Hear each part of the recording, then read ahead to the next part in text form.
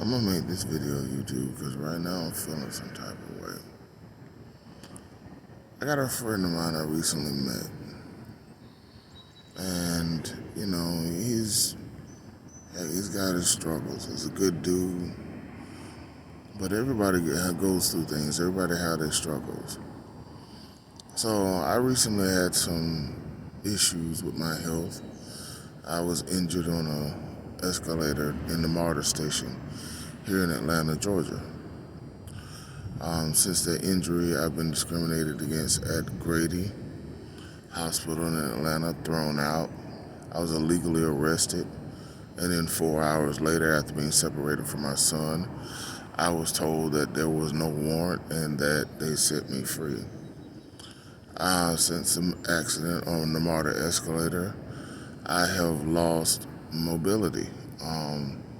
Gradually lost mobility. Went from walking prior to the accident to walking with a walker to second, third, having to be in a wheelchair.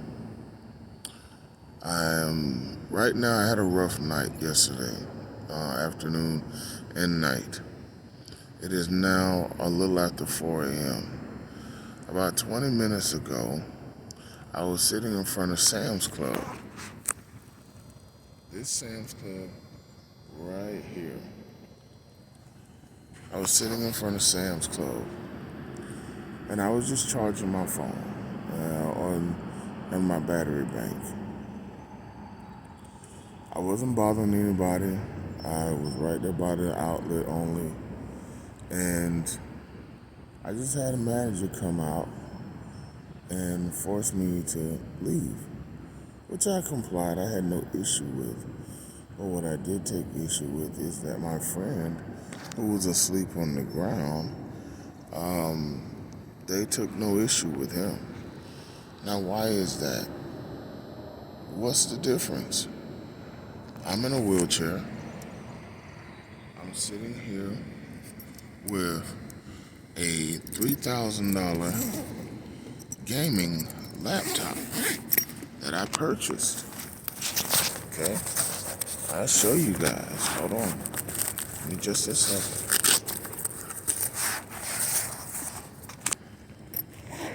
It's a gaming laptop where I purchased from Micro Center for my son and I to use. As a matter of fact, I purchased 2 of these laptops. As you can see, it's an Asus ROG Strix. It has an i9 processor and a 3070 Ti in it. There you go. See? Right there. And guess what? Not only that, but I'll show you something else that adds insult to injury. I am also a Sam's Club member.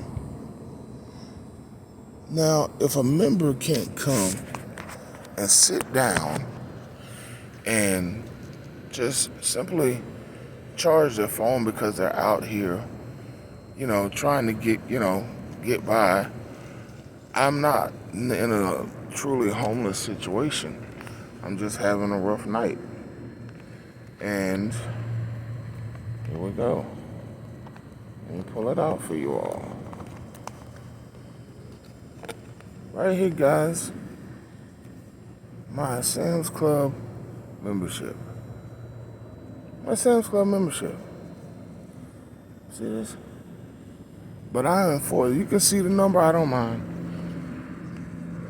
My Sam's Club membership. But I'm forced. They forced me away. But they leave him there. They don't bother him. Why? Why? Why, y'all? I've seen a lot of things go on here in Metro Atlanta, especially at Grady. I've seen many people have mental breakdowns, and it's not because all these people are crazy. These people are being mistreated, and they're intentionally being mistreated.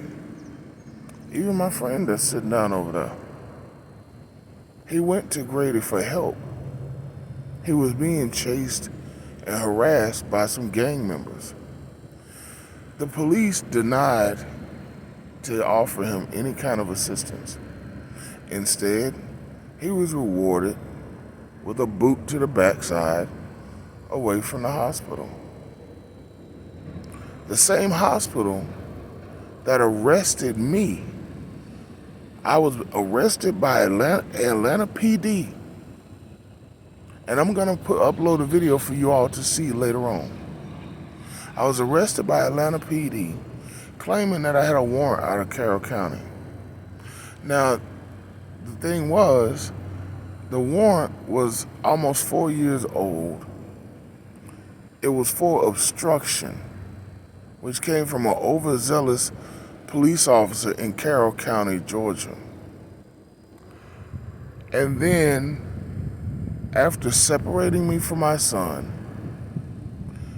they send my son to his mother, who is dangerous.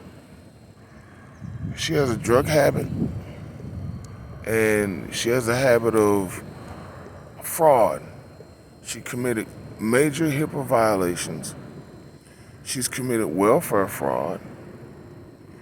And yet, they took my son to her. This is also a woman where my son found proof in her Facebook page that she's since deleted, where she was communicating with someone on how to poison both my son and I for insurance money to get away with it. And this is the person that they take my son to. She abandoned him twice. The first time she abandoned him, I went and got him. The police made me give him back to him. He wasn't born in the state of Georgia, he was born in the state of North Carolina. I'm from North Carolina. She's from North Carolina. But we had been living in the state of Georgia for a while. So when she abandoned the first time, the cops made me give him back to her. When she abandoned him second time, they told me to go get him. So that's exactly what I did. I went and got my son. So after I went and got my son lived with me for almost 4 years. During that time, his mother was receiving benefits for him. And I wound up developing kidney failure. When I developed kidney failure, a social worker associated with the clinic that I was going to, she decided to apply for benefits for me because it's an automatic approval for disability when you have end-stage renal failure. So about a month into receiving benefits, I get a letter stating that his mother had been receiving benefits as well, that my son was receiving benefits in 2 states simultaneously. Well, the truth is, I had no knowledge that he was getting benefits in Georgia. Why was he getting benefits? He hadn't been with his mother in well over a year at the time. He had been living with me. His name is on the lease for the apartment where I was renting. But yet still, Georgia and the social worker take no issue with what she has done. The issue is with me. Why?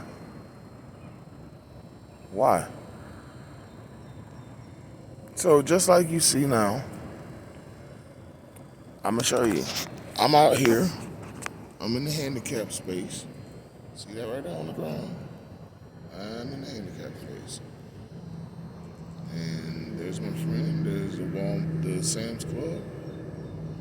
And if I wait a moment, I might be able to show you the couple of people that came out of Sam's Club and asked me to leave when all I was doing was peacefully just sitting there using the outlet.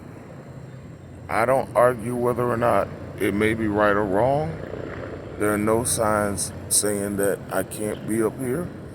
There's no sign saying you can't use the outlet.